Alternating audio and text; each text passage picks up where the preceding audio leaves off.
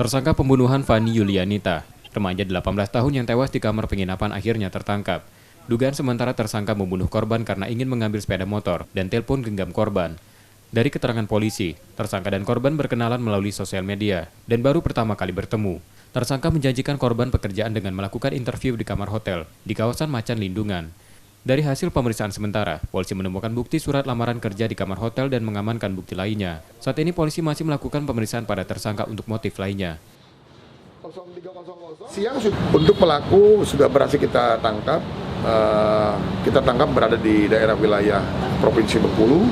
Dan saat ini untuk tersangka beserta anggota sudah kembali perjalanan dari Bengkulu menuju ke Palembang.